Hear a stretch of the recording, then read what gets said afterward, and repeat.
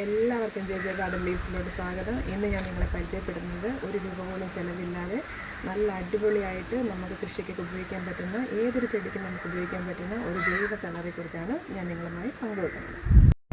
അന്നേരം നമുക്ക് വീഡിയോയിലോട്ട് പോകാം. ഇതെങ്ങനെയാണ് ചെയ്യുന്നതെന്ന് ഞാൻ നിങ്ങളുമായിട്ട് കാണിച്ചു തരാം.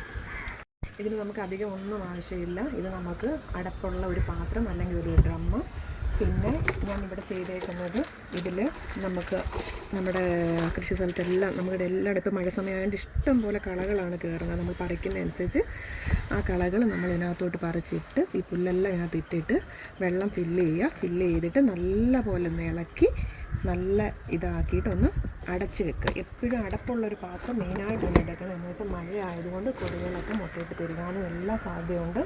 അതുകൊണ്ട് മെയിനായിട്ട് ആ ഒരു കാര്യം നമ്മൾ ശ്രദ്ധിക്കേണ്ടതുണ്ട്. ഇത് ഞാൻ ഇതിന് മുൻപ് ഇതുപോലെ ഇട്ട് വെച്ച വളമാണ്. നമ്മൾ ചാണകത്തിൻ്റെയൊക്കെ ജൈവ സെലറി ഉണ്ടാക്കുന്നത് പോലെ തന്നെ അതില്ലേലും ചാണകം ഇല്ലേലും നമുക്ക് ഇതിൽ നിന്ന് അടിപൊളി നല്ല ഒരു ബൂസ്റ്ററായിട്ടുള്ള ജൈവ സെലറി നമുക്ക് ഇതിനകത്ത് കിട്ടും. ഇത് മെയിനായിട്ട് നമ്മൾ ശ്രദ്ധിക്കേണ്ടത് ഇത് ഇടയ്ക്ക് ഇളക്കി കൊടുത്താൽ ഇത് നല്ലപോലെ ഇതുമായിട്ട് മിക്സായി കഴിയുമ്പോൾ ഇത് നമുക്ക് എടുത്തിട്ട് വെള്ളവുമായിട്ട് ഡൈല്യൂട്ട് ചെയ്തിട്ട് നമുക്ക് ഈ പച്ചക്കറിക്കെല്ലാം ഇത് ഉപയോഗിക്കാൻ പറ്റും. അതിൻ്റെ മറ്റൊരു പ്രത്യേകത എന്ന് വെച്ചാൽ ഇതങ്ങ് അടിഞ്ഞ് ഇതുമായിട്ട് ചേർന്ന് കഴിയുമ്പോൾ പിന്നെ നമുക്കിത് വാരി ഓരോ കൃഷിയുടെ ചുവട്ടുകളിലൊക്കെ വെക്കാനും പറ്റും. ഇത് വീണ്ടും കിളിച്ച് വരത്തില്ല, നശിച്ച് പോകരുത്. ഇത് നമുക്ക് നല്ലൊരു വളവുമാവും. നമുക്ക് വീണ്ടും പുല്ല് ഇതിനകത്ത് കിളുത്ത് വരത്തുമില്ല. അല്ലാതെ നമ്മൾ പുല്ല് പറിച്ചിട്ട് നമ്മൾ ഓരോരോ ചെടികളുടെ ചുവട്ടിൽ പറിച്ചിട്ടാലും അതിൻ്റെ സീഡ് കിടന്നിട്ട് ഒരുപാട് പിന്നെ കാടായിട്ട് എല്ലാം വളർന്ന് കയറി വരും. നല്ലപോലെ ഇതൊന്ന് മിക്സ് ചെയ്ത് കണ്ടോ, ഇത് നേരത്തെ ഞാൻ പറിച്ചിട്ട് ഇങ്ങനെ ചെയ്തേക്കുന്നതാണ്.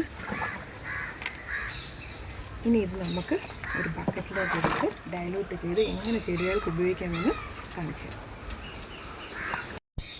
പിന്നെ ഇതിനകത്ത് നമുക്കിത് കണ്ടോ, ഇതിൻ്റെ കളർ ചാണകം കൊണ്ട് നമ്മൾ ജൈവ സെലറി ഉണ്ടാക്കുന്നത് അതിലും എഫക്റ്റീവായിട്ടാണ് എനിക്ക് തോന്നുന്നത്. ഇപ്പോൾ നമുക്ക് എല്ലായിടത്തും ഇപ്പോൾ ചാണകമൊന്നും കാണത്തില്ല. ഇത് നമ്മൾ അല്പം എടുത്തിട്ട്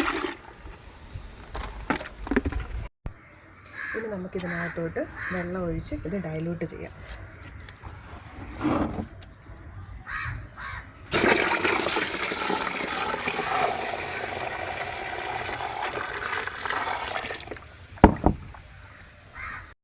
ഇനി ഇത് നമുക്ക് നല്ലപോലെ ഒന്ന് മിക്സ് ചെയ്തിട്ട് എല്ലാ പച്ചക്കറികൾക്കും ചെടികൾക്കും എല്ലാം നമുക്കിത് ഉപയോഗിക്കാം.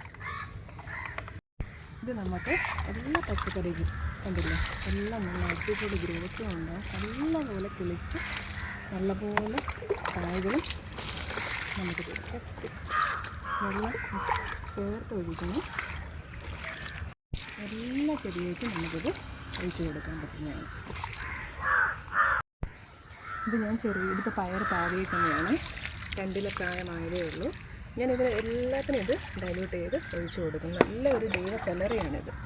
നല്ല ഗ്രോത്തും കിട്ടും. ഇത് നമുക്ക് എന്താ പറയുക, നല്ലൊരു ബൂസ്റ്ററായിട്ട് ഉപയോഗിക്കാം ചെടികൾക്കൊക്കെ.